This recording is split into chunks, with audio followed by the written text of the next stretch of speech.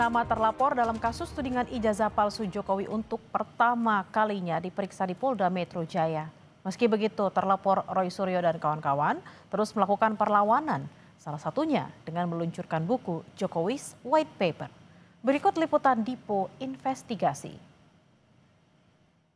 12 orang nama terlapor masuk dalam daftar surat pemberitahuan dimulainya penyidikan. Aktivis hingga jurnalis diperiksa dalam kasus ini. 12 orang tersebut diantaranya adalah Egy Sujana, Rizal Fadilah, Kurniatri Royani, Rustam Effendi, Damai Harilubis. Ada juga nama Roy Suryo, Dr. Tifa, dan Rismond Sianipar.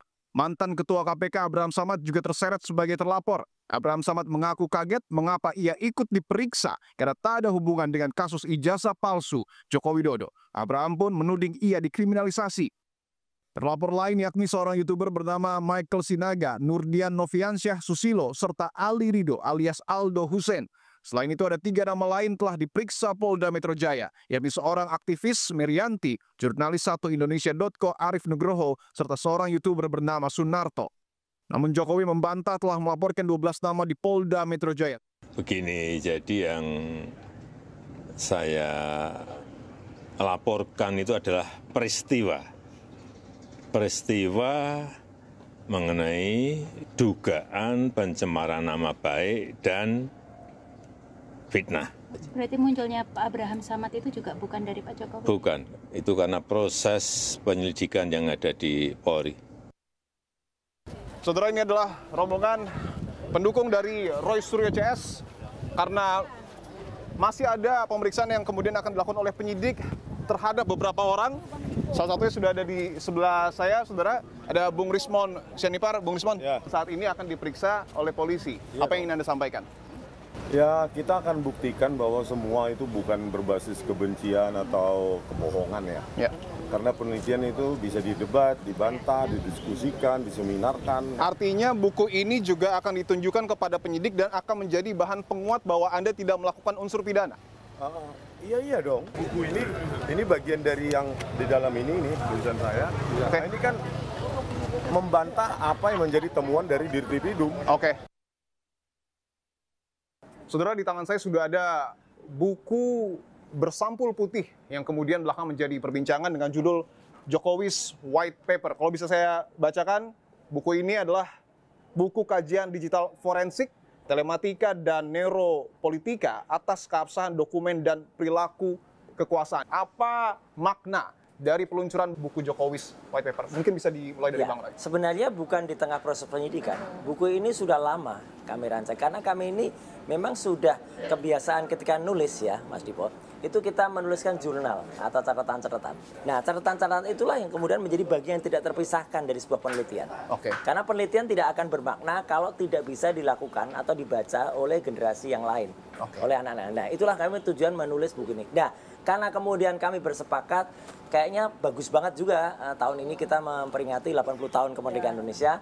Nah, ini makanya kita sebut, ya kami sebut nih, kado tercantik untuk 80 tahun Indonesia. Kado tercantik untuk 80 tahun Indonesia Merdeka.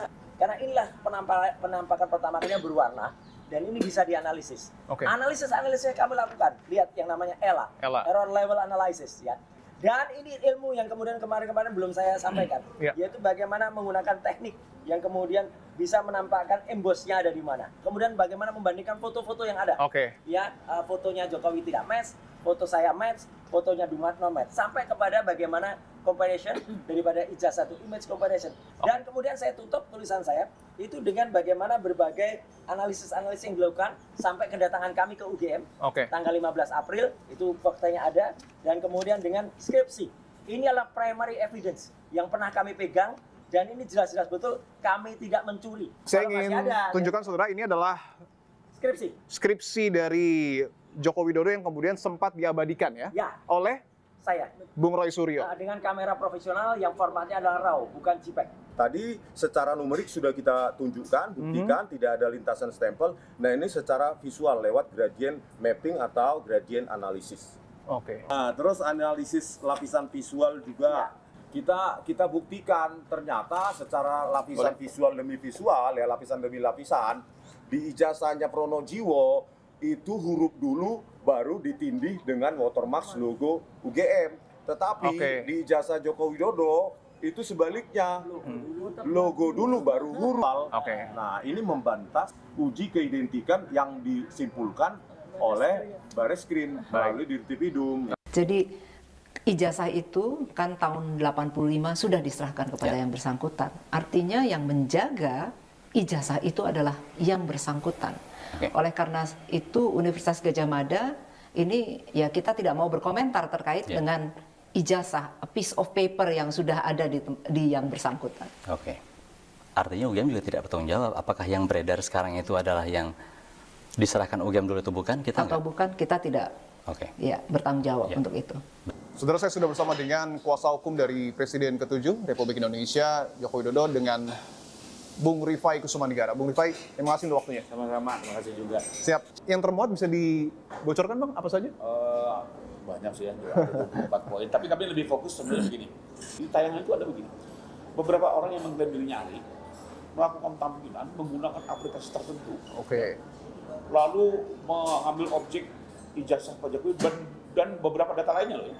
Diambil fotonya, dipotong-potong ijazah itu, dimasukkan aplikasi. Lalu disimpulkan bahwa ijazah ini sebenarnya milik Dulmanto. Ya. Ini kan buat kami sampai ya, mohon maaf, Pak Jokowi sendiri bingung. Ini ijazahku kok jadi punya Dulmanto.